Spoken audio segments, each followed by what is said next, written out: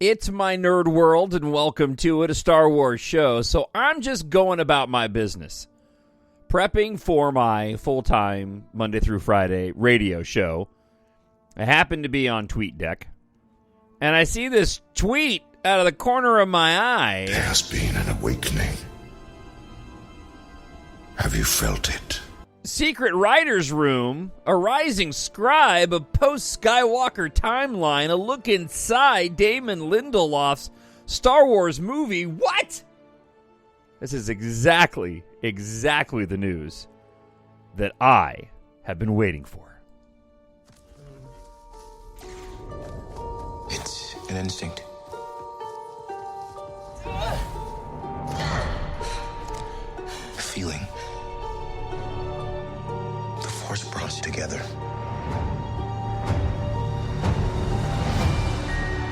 We're not alone. Good people will fight if we lead them. People keep telling me they know me. No one does. But I do.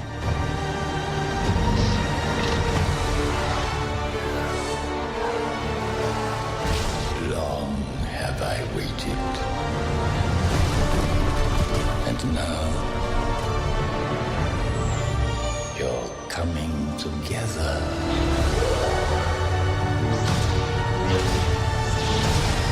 Is your undoing.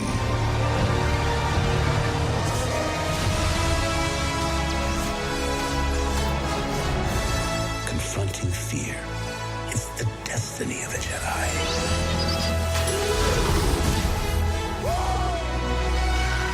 Your destiny.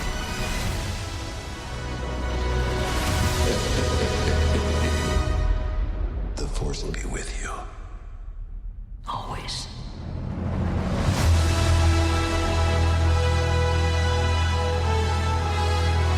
My nerd world.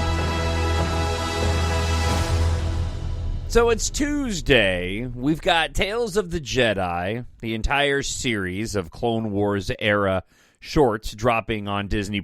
We've got Andor, Episode 8, coming out. Looking forward to both of these Star Wars-related pieces of content on Disney+. But I simply could not wait to get out the information that I was apparently behind on, because life gets in the way. So as I mentioned in the intro, there is a post-Skywalker timeline movie currently in development. Deadline began the reporting. The Hollywood Reporter picked up on it, and I've got a few more details here from Bespin Bulletin. So as I record this podcast, I actually have the Rise of Skywalker playing on my main computer here in front of my desk/studio, and this is exactly what I wanted. And it looks like this could potentially be the next movie to hit the big screen. Looks like in 2025. So you got about 2 years from now. And I'll break down how this works, how it fits in potentially with the Taika Waititi movie, if that's taking place and what their plan is. But as I've talked about many times on the show, for this particular Star Wars fan, this is exactly what I was looking for and didn't expect was going to happen. And that is to continue off of the timeline and move forward from where we ended up in The Rise of Skywalker. I've made it no secret whatsoever on the show how much I absolutely adore The Rise of Skywalker. I just think that it's an almost perfect Star Wars popcorn film and infinitely rewatchable. It's, and I look at, and I've talked about my love of The Last Jedi, but just for pure entertainment purposes, apart from the original Star Wars and the original trilogy, my go-to now when I want to get my fix of Star Wars is going to be the J.J. Abrams-helmed The Rise of Skywalker. And there's a generation of people now, kids that are now growing up, young people that are growing up and becoming adults, and they're having kids. When you look at the timeline of how long it's been since Lucasfilm bought Star Wars, Lucasfilm bought Star Wars from George Lucas, since when they created The Force Awakens, you're looking at about 10 years by the time we're potentially going to get a new film on the big screen. 10 years is a long time in people's lives, and people are growing up. Children are growing up. People are getting married, and they're having kids, and these are beloved characters in these films, regardless of how controversial they were. When you look at the amount of money all three movies made, The Rise of Skywalker, The Last Jedi, and The Force Awakens, moving in reverse order, they still made a ton of dough despite the controversies. And I heard a really interesting theory that Star Wars on the big screen needs to be generational, that you need to have these large gaps within the franchise to make it special again. And, truth be told, if we're looking at a 2025 release, I think you're going to get that again. And I think that's when the sequel trilogy is going to be looked upon with a lot more fondness and, in my opinion, respect than what it gets right now. I love all three of those films, and there's a lot of people that love all three of those films, despite the controversies around them, who just want to be simply entertained and love the world of Star Wars. So again, this news made me more excited than I've been in a long, long time over a potential announcement. This is coming from Deadline, The Hollywood Reporter, multiple reports. Jess Snyder, who reports on Hollywood happenings a lot and appears on John Campia's podcast and also on the Big Things Sith Council podcast. He's been reporting on this for a long, long time and unfortunately didn't get any credit from Deadline or The Hollywood Reporter for being the first to talk about Damon Lindelof being the one heading over to the studios constantly over at Disney and his perhaps working on a new Star Wars movie, which is now getting closer and closer to confirmation. So, going to keep this one kind of short. We will have a podcast again later this week to talk about Tales of the Jedi and Andor Episode 8, but let me give you the details based off of what we know. From The Hollywood Reporter, the secret Star Wars movie project that is being led creatively by Damon Lindelof was thrust into the open on Sunday night when it was revealed that Sharmin Obaid Chinoy, who directed 2 episodes of Ms. Marvel, was on board as the helmer. She doesn't have much more credit to her name. Apart from some documentaries. So I watched all of Ms. Marvel, enjoyed portions of it, didn't think it was the greatest show, didn't think it was the worst show. At the end of the day, I liked Ms. Marvel more than I did, I think, She-Hulk. I thought the She-Hulk just didn't stick the landing. The only concern that I have for these newer directors is, do they have the flair to pull off the action-adventure elements of the film? That's something that I think J.J. Abrams did a very, very good job of, is he knows how to craft great action sequences. And those are important to Star Wars. I know at the end of the day, it's the story that's important. It's the characters that are most important. It's the writing that's important. But when it comes to Star Wars, all those elements have to mesh together. And J.J. Abrams, in my opinion, did a fantastic job as it relates to the action. As did Rian Johnson. But I'll take the action in both The Force Awakens and The Rise of Skywalker any day over what we got, for the most part, from The Last Jedi. And I love what they did in The Last Jedi, don't misunderstand. I just really appreciate J.J. Abrams' style. So I wonder, when it comes to these particular newer directors who have done TV and documentaries, as Charmin has, I just don't know what kind of directing chops that they have. And a good, example would be Deborah Chow in Obi-Wan. I just thought that those action sequences just fell completely flat. Back to the article.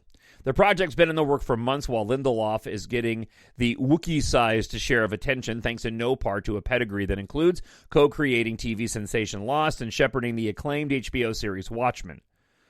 He is by no means the only person involved in the project. Sources tell The Hollywood Reporter that Lindelof is writing the new Star Wars script with Justin Britt Gibson, a young and rising writer who has worked as an executive director on Guillermo del Toro's vampire drama. On Guillermo del Toro's vampire drama, The Strain, and episodes of Stars, the counterpart, a series that deals with parallel dimensions and stars J.K. Simmons. I'm so excited I'm stumbling over my words. Britt Gibson, however, comes to the job after a secret, it's always secret in Star Wars, right? Writer's room that began coming together after this year's celebration. The room held a 2-week session in July, and at the table were Patrick Somerville, who worked with Lindelof on Leftovers and then went on to create the buzzy Station 11, Raina McLendon, a consulting producer on Lucasfilm's own Obi-Wan Kenobi, and writer on the company's upcoming Willow series, and Andy Greenwald, the creator of 2019's Rosario Dawson crime drama Briarpatch, also appears on the Watch on the Ringer podcast, on which McClendon was a story editor, among a couple of other writers. Dave Filoni, protege of Star Wars creator George Lucas, who is involved in many of the shows, may have also been present. After breaking the story, Lindelof and Gibson have been clacking away at the keyboards. Sources say the movie project is intended as a standalone, but in success could lead to more movies, which is exactly what I said that they should do, which is not anything all that original. But you create a movie, you establish your new storyline, you bring in either old characters, which this could potentially do, and then if it's successful, you create more. Essentially what George Lucas did. Sources say the story would take place after the events of 2019's Star Wars The Rise of Skywalker, although it would not be a continuation of the Skywalker saga. It could, however, feature some of the characters from the Star Wars trilogy made in the 2010s. Now, Bespin Bulletin has further details after compiling both what Deadline reported, that Lucasfilm is moving fast on the project, and they believe it's the film project with the most momentum currently. And that could be bad news for those hoping to see Taika Waititi's untitled Star Wars project, Rogue Squadron, or Kevin Feige's untitled Star Wars film. However, it is mentioned that Lucasfilm is in no rush to put out a new Star Wars film, as they want the next series of films to be thought out and have a story they are happy with. Now, Lucasfilm currently have 2 slots reserved for Star Wars films, December 19th of 2025 and December 17th of 2027. The 25 date has long been believed to be reserved for Taika Waititi's Star Wars project, a film that he's been working on along with Christy Wilson Cairns for 2 years. Earlier this year, Lucasfilm President Kathleen Kennedy claimed that Waititi's film would release at the end of 2023, a window initially held by Patty Jenkins' Rogue Squadron, before the project was indefinitely delayed, as Jenkins ramps up pre-production on the 3rd entry in her Wonder Woman film series, and has since been asked to produce more Wonder Woman films.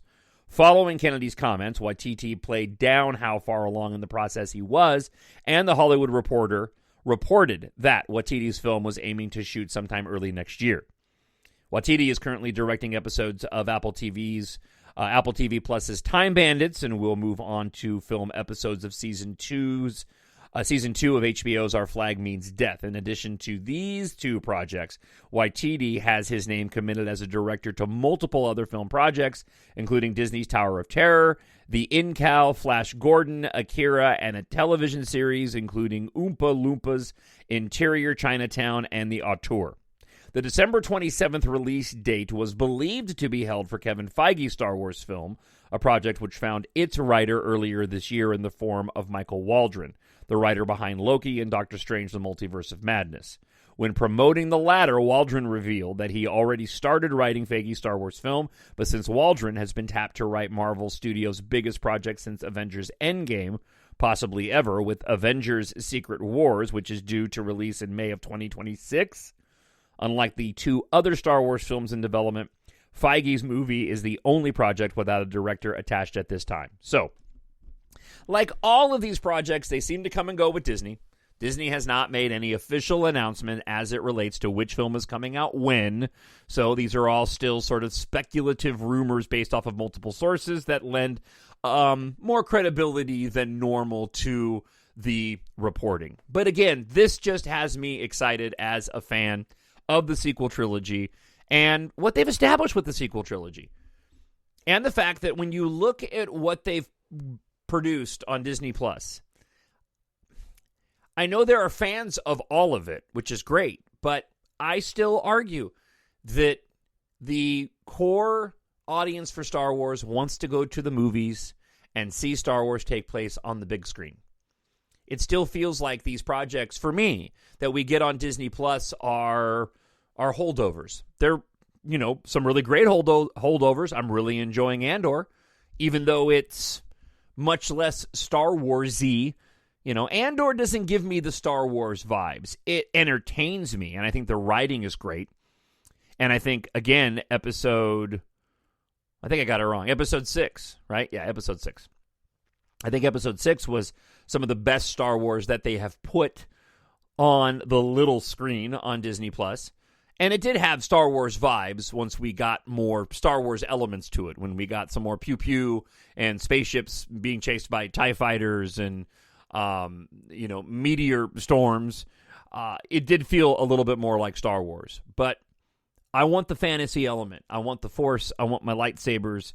I want my good versus evil. I want my bad guy. I want my rebellion. I want my version of the Empire.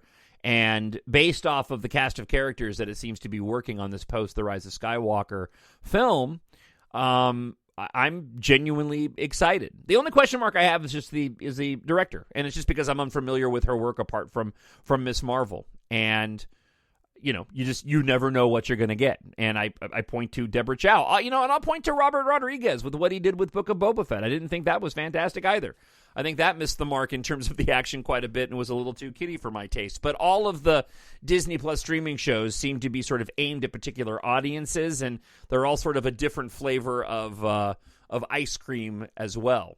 As always, what do you think? TalkShowNerd@gmail.com. TalkShowNerd@gmail.com. Leave a comment up on YouTube if you happen to be listening to the video there, since there's no video attached to it right now.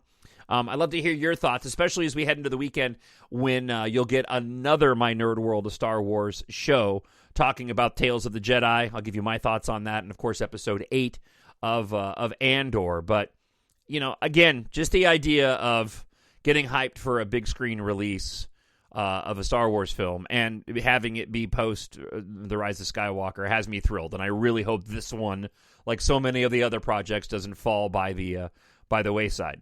As I sit here and watch the heroes of the sequel trilogy talk with an elder Lando Calrissian and him saying, I've got a bad feeling about this on the forbidden desert of Pisana. Now I just want to go watch The Rise of Skywalker again. All right, so I look forward to hearing from you. Thank you for checking out this bonus episode of My Nerd World, the Star Wars show. Support the show and go out and pick up your preferred version of my EMBARK science fiction space opera series. You like science fiction, you like space opera. If you like reading, I hope you'll go and check out my books. I wrote them because of my love of Star Wars and wanting to create an earthbound space opera, and I did that through a 7-book series that completes the entire series for now. I am working on book 8, but you get through till book 7. It does complete the entire story. Books 1 through 3 are their own trilogy as well, so you can pick those up in an ebook box set available in ebook, paperback, hardcover, and audiobook at Amazon.com. Search for EMBARK and Jon, Jon Justice, or head on over to mynerdworld.net. So, again, looking forward to hearing from you about this potential for a 2025 major film release post The Rise of Skywalker Star Wars film. Until then, as always, I hope wherever you are until you hear my voice this weekend, you are happy, you are healthy, and you are safe. Bye. The Force will be with you, always. My Nerd World.